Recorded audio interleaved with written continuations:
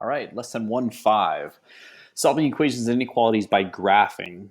Again, I think it's a great idea to go back and look at the lessons. So if you're about to do this lesson, these practice problems in lesson 1.5 of the review, go back to lesson 1.5, just kind of flip through it, jog your memory about the examples. You're more than welcome to still access those videos that I created that kind of walked you through all those examples and the practice problems and stuff like that too.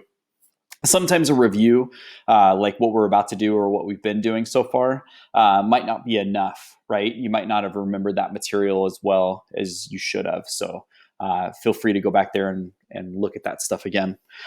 So to solve an equation by graphing, write two new equations by setting y equal to each expression in the original equation. Approximate the coordinates of any points of intersection. The x values of these points are the solutions to the equation. You can also solve equations by using tables or graphing technology.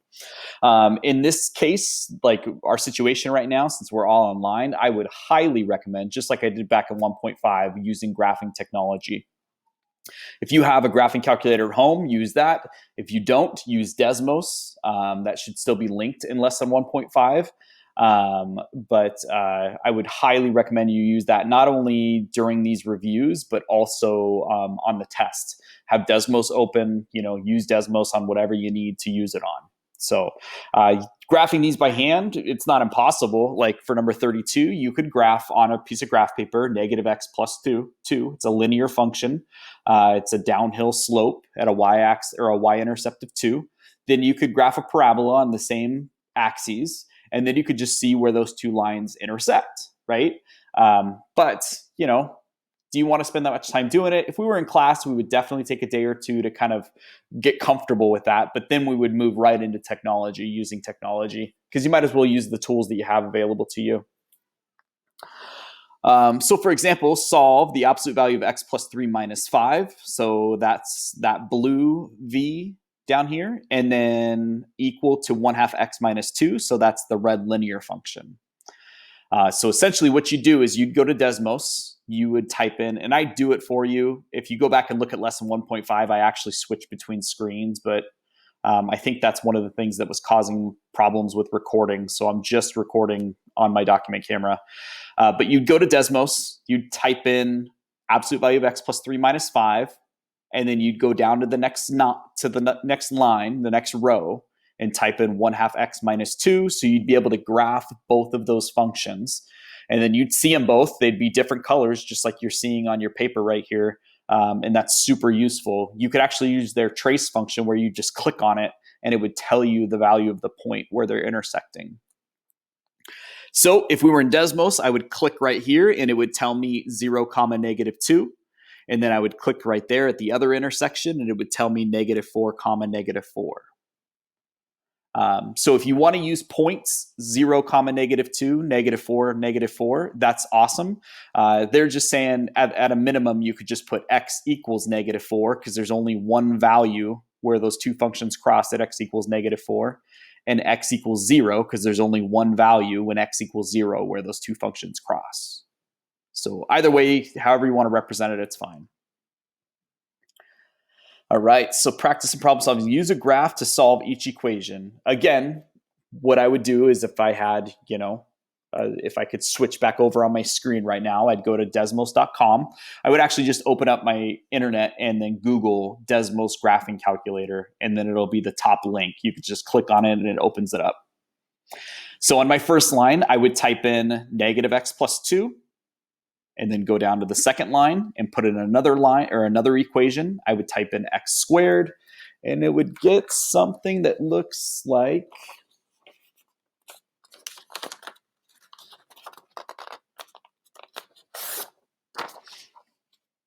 this. Desmos would kick that out. There's my parabola, x squared. There's my linear function. What was that? Negative x plus 2. And then they're crossing right there at 1, 1 and negative 2, 4. Again, Desmos, you can just hover and click over those points and it'll tell you those values, just like they're doing here. So if you were taking a test, you could either put 1, 1, negative 2, 4, or you could just use the x values. X equals negative 2 and x equals 1. because there's only one place when x equals 1 and when x equals -2 where those things cross. 33, 1/4 times the absolute value of x plus 3. So that would be one of my lines, and then I would enter down and put in y equals 2. So when I do that, there's my two graphs. So here's that 1/4 times the absolute value of x minus 3.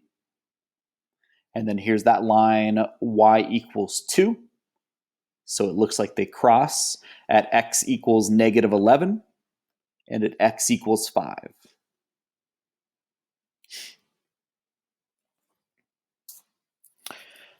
Use a graph to solve each inequality. So same idea. You're more than welcome to go to Desmos and do that. I'm going to show you on my paper. So one of my graphs would be a parabola, x squared plus 2x minus 3. And you only want to keep the values of that parabola when they're greater than 0. So let's take a look. X squared plus 2x minus 3 is greater than 0. So here's what we're looking at. Here's my x squared. There's my parabola. And here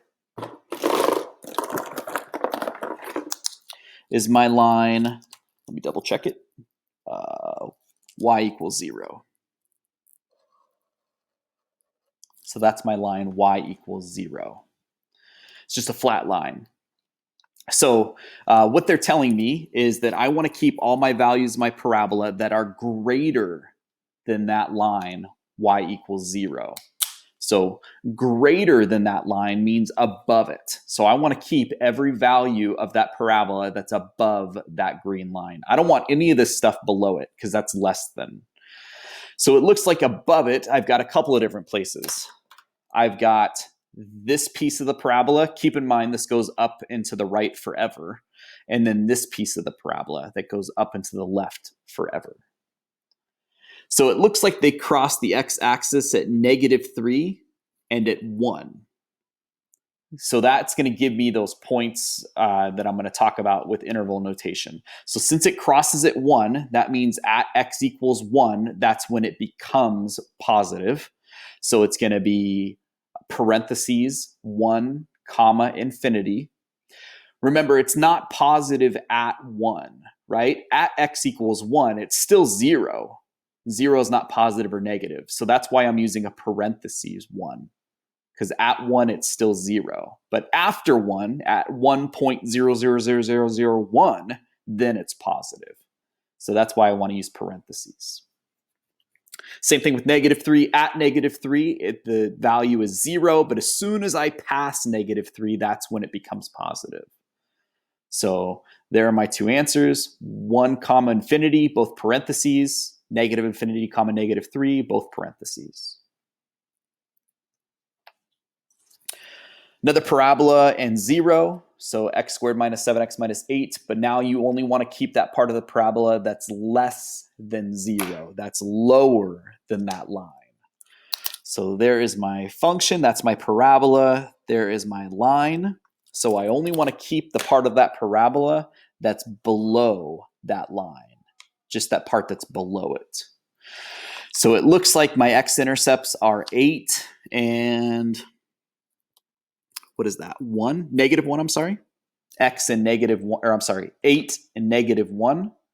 So in between those two values, 8 and -1, that's when it's down below y equals 0. It's less than that line. So that's what I'm going to keep. Everything between -1 and 8. Remember, you're always using parentheses because at -1, that y value is still 0. So you don't want to keep that. You just want to keep the parts that's between -1 and 8. 36, is graphing always the most convenient method for solving an equation? So this isn't talking about like a system of equations. It's, it just kind of depends. It's saying just an equation outright. I would say no. It's not always the most convenient because especially if you're doing this stuff by hand, right? If I give you an equation like this, uh, 3y plus 17x equals 13, right? You're gonna have to put that in y equals mx plus b format, and then you're gonna have to graph it. So is that the easiest way? I don't know. I mean, it just depends on the person. Maybe they just enjoy doing that. Graphing them by hand, no. Plugging it into a calculator or plug it into Desmos, that would be the easiest way, right? I would agree with that. But also, when you graph things, sometimes those graphs aren't on like a grid line in the background. So, for example, actually, I've got a piece of paper here. Here's a graph.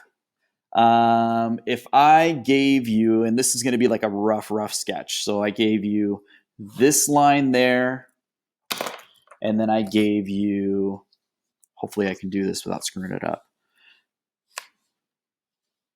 this line there. There we go. That's pretty good, right? This point where they intersect, it's not like it's intersecting right at a grid line where you know exactly where it's at, right? So if you graph this, you're just going to be guessing. You're going to be estimating. Well, it's about 5.5, 6.7. I mean, about, but it's not guaranteed. So it might be, you might have to solve them using a system of equations or something else, right? So it just kind of depends on the problem. Not always, but sometimes it might be. So number 37, a truck is traveling 30 miles ahead of a car at an average rate of 55 miles per hour. The car is traveling at a rate of 63 miles per hour. Let X represent the number of hours that the car and truck travel. Write an inequality to determine at what times the car will be ahead of the truck, and graph the inequality to solve. A truck is traveling 30 miles ahead. So that's important. It's already telling you it's basically got a head start, right? The truck has got a head start from the car. And then the truck is going at 55 miles per hour. Okay. So that first equation would be something like this. I'm just going to cover it up. So that first equation for the truck, since it's already got a 30-mile head start, right? That would be your constant because it's already 30 miles ahead and it's going at an average rate of 55 miles per hour. So that's what I would be multiplying by X. So it's got a 30-mile head start. That's why I'm adding 30 to it. And it's going 55 miles per hour. And then the car is traveling at a rate of 63 miles per hour. So car would be 63x. There's no constant being added or subtracted because it's not like it's ahead of the truck. I could write this as 55x and 63x minus 30 if you wanted to. I don't know. I don't like to deal with negatives if I don't have to. Let X represent the number of hours the car and truck travel. Write an inequality to determine at what times the car will be ahead of the truck. So I think in that case, when the car will be ahead of the truck, it's going to be 63x is greater than, right? You strictly want to be ahead, not at the truck. You want to be ahead of the truck. So it has to be strictly greater than 55x plus 30.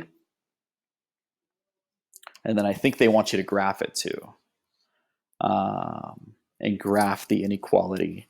So let me see. Let me go ahead and solve this because I think they actually want the X value. So I would treat this just like an equation, except for you have an inequality sign. So I think what I'm going to do is subtract 55x from both sides. And then what do I got? 8x is greater than 30. Divide both sides by 8. X is greater than, what would that be? 15 fourths. If you don't like fractions, that would be 3.75. 3.12. Yep, 3.75. So after 3.75 hours, right, 3 hours and 45 minutes, I guess I could write that.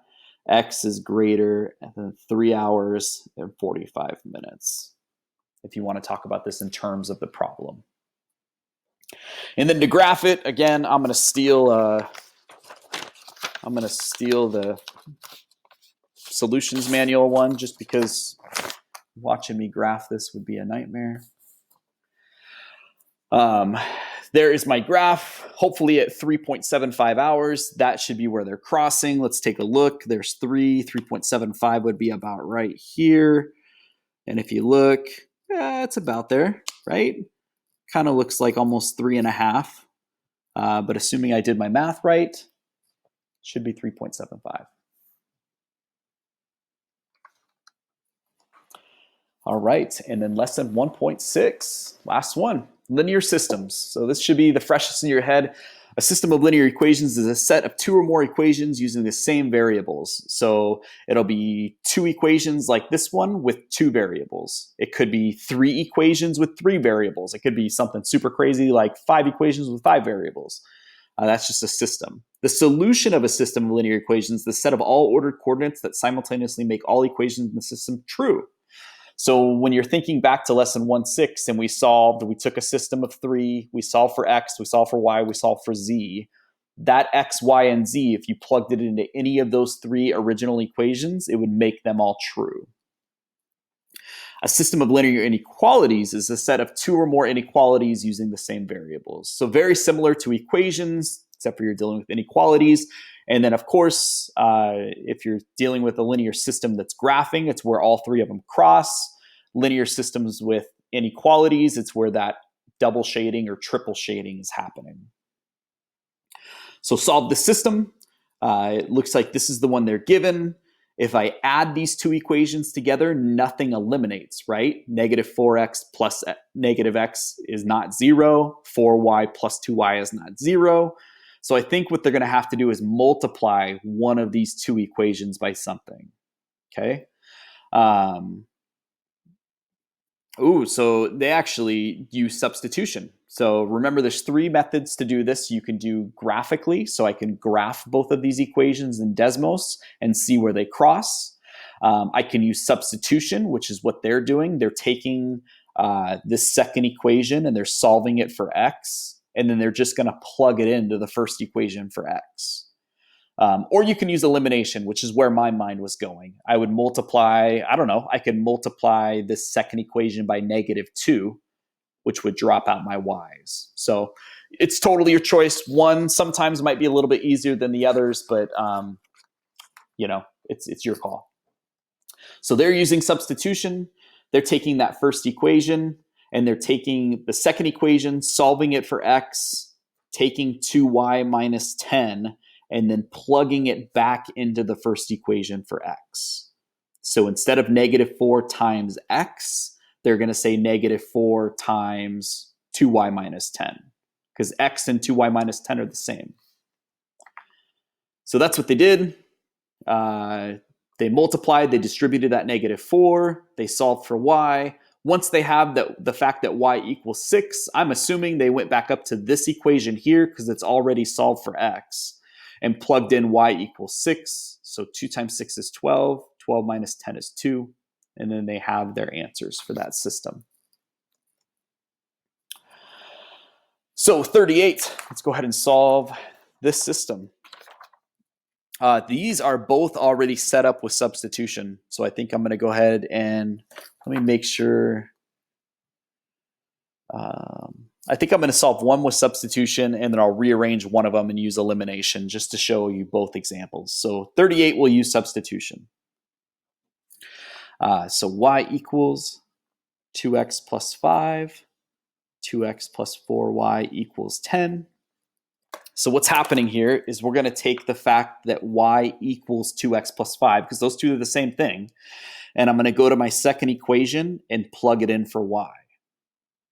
So instead of 2x plus 4y equals 10, it's going to be 2x plus 4 times 2x plus 5 equals 10. So I still have y, right? Technically, that is still y. Y equals 2x plus 5. So it doesn't matter if I use y or if I use 2x plus 5. They mean the same thing. But the reason I'm doing this is because now look at what we have. We have one equation, and there's only one variable here. There's no more x's and y's. It's just x's. So now that we've knocked that down to one equation with one variable, we can solve. So I'll distribute my 4. So I get 2x plus 8x plus 20 equals 10. Simplify. 10x plus 20 equals 10. Subtract 20 from both sides. And then solve for x.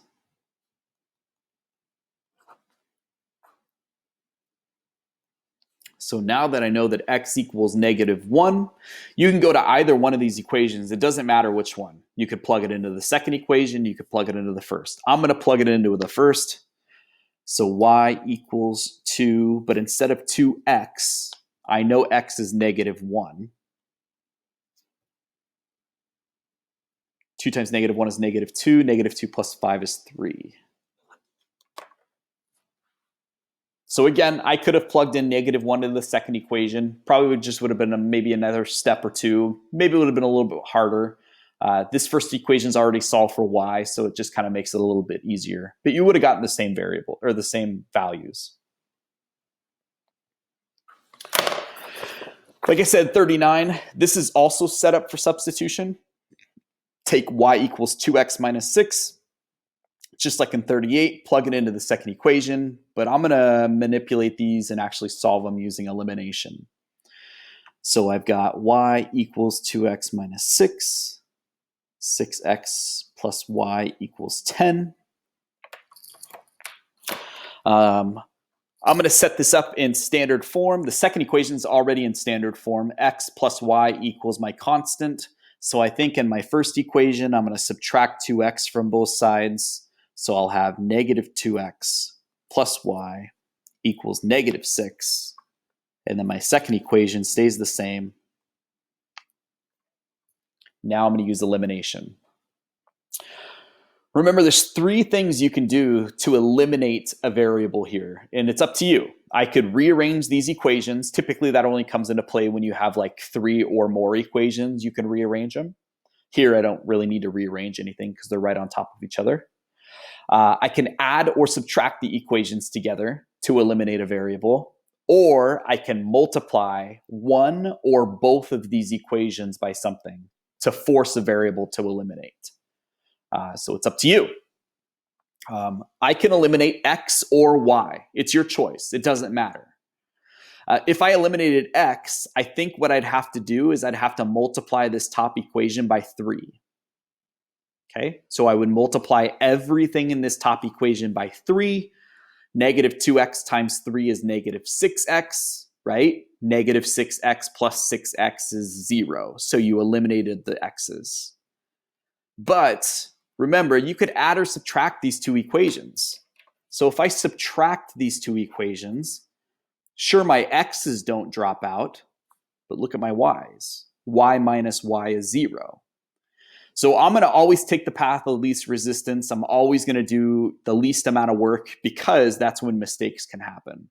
So if you wanted to multiply this first equation by 3 and eliminate x's, great. I'm just going to subtract them. -6 minus 10 is -16. Then you can solve for x.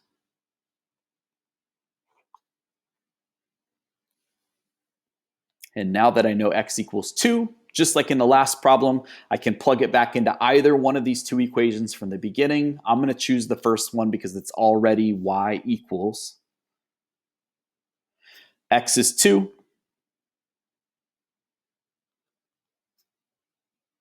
Two times 2 is 4. 4 minus 6 is -2. So there's an example of both substitution and elimination.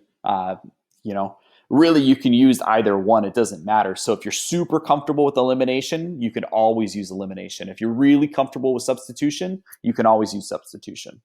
There's never an instance where you have to use one or the other.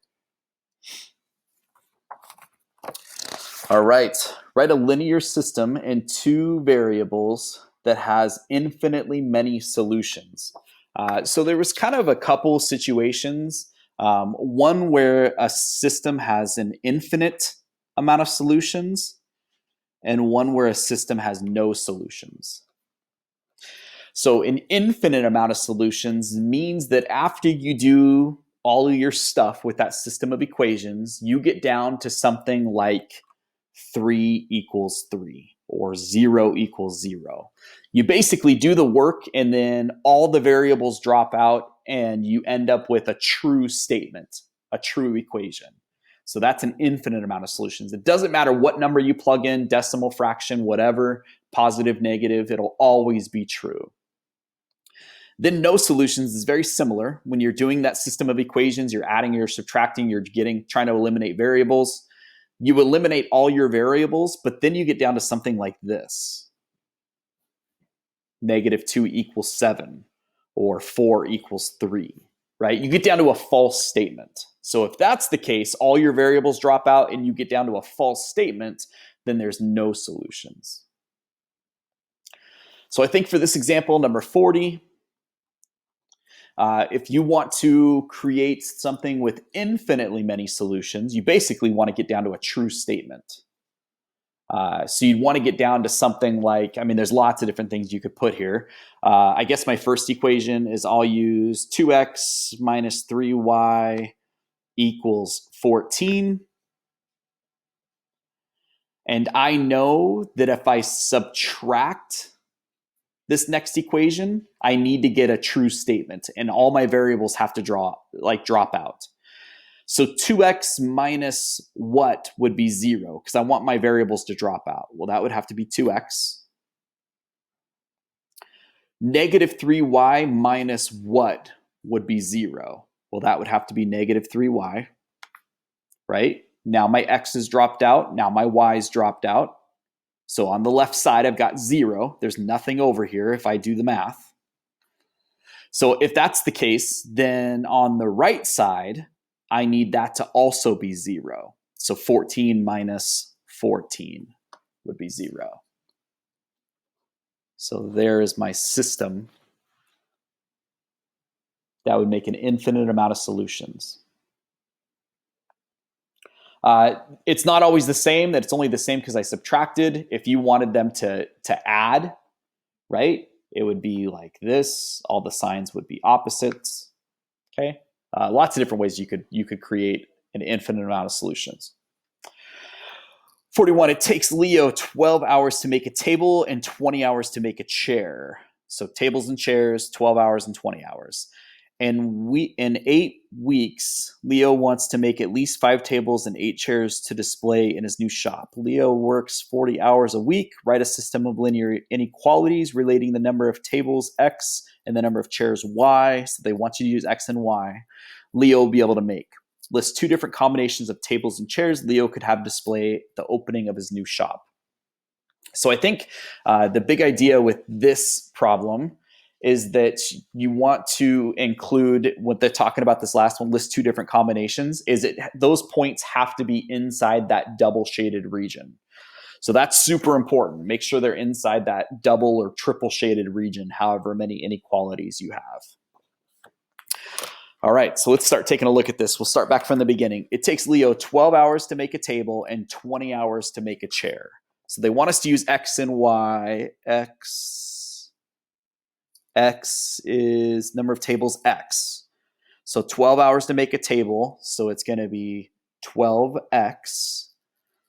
20 hours to make a chair, that's what they said y, right? So 20 hours to make a chair. Get all that on there. There we go. 20 hours to make a chair. And then you want to do this. This is an inequality, so there should be some type of time frame here. Leo wants to make at least 5 tables and 8 chairs to display in the shop. Leo works 40 hours a week.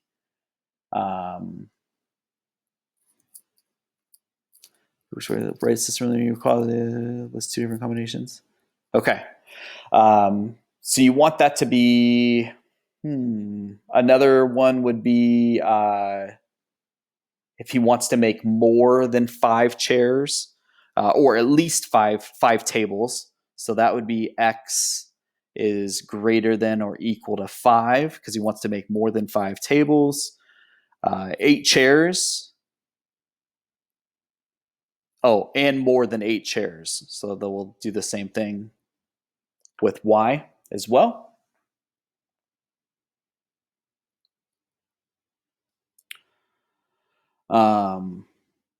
Leo wants to make it. Leo works 40 hours a week.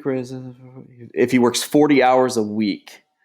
So I think that would be, if we're talking about this in terms, so that would have to be less than or equal to 40, because he only works 40 hours a week.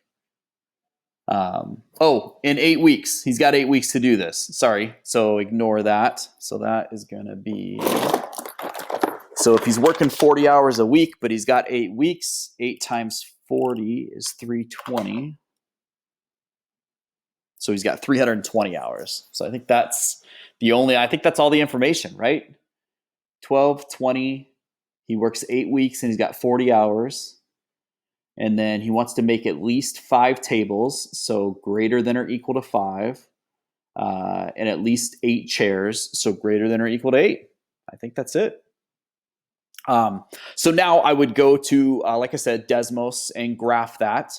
If I were able to graph this, it would look something like, actually, I got another piece of graph paper. Hopefully it'll fit on here.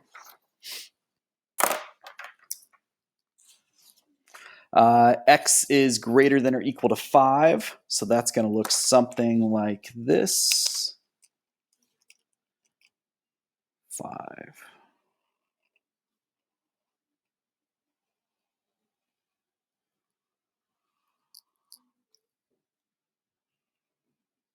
Okay. So this is X is greater than or equal to 5. We'll say Y is greater than or equal to 8. So that would look something like that. And we said greater than or equal to, so we're going to be shading above that line. And X was also greater than or equal to, so we're going to be shading to the right because those are the X values that are greater than that line. All right, so it's looking like it's going to have to be up here in this region. Get another. Here's one. And then our last inequality, we're actually going to have to solve that, kind of manipulate that a little bit. So I'm going to subtract 12x from both sides. So I get 20y is less than or equal to negative 12x plus 320. Divide everything by 20. And I get y is less than or equal to 6/10, 3/5. So negative 3/5 x. 16 plus 16. So I should be able to graph this line. Negative 3/5 x plus 16. Yeah, it fits on my paper. So there's 16. Negative 3/5 means go down 3. 1, 2, 3 over 5. 1, 2, 3, 4, 5. And then that should be my line. Down 3. 1, 2, 3. 1, 2, 3, 4, 5. 1, 2, 3. 1, 2, 3, 4. Oh, it's going to be off my paper. Okay. Sorry, bear with me. I got to draw a straight line here. Otherwise, it's going to jack everything up.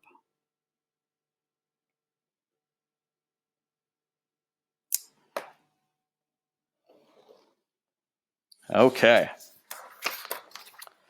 So here is that line. See, this is why I didn't graph anything, because it takes forever for me to set it up for you. So there is that line. All right. So green is x is greater than or equal to 5. Pink is y is greater than or equal to 8. And then y is less than or equal to negative 3/5 x plus 16 is blue. And I think this is less than, right? So I want to shade lower. Less than means lower when you're dealing with y's. Okay. So I think I'm going to use pencil here. You could see this triple shaded region. Blue is less than, green is to the right, pink is up. So this is my region right here where I can choose any solution and it'll be true for all three of those inequalities. I think it wanted us to choose two. List two different combinations of tables and chairs. So let me verify. X was tables, X is tables, Y is chairs.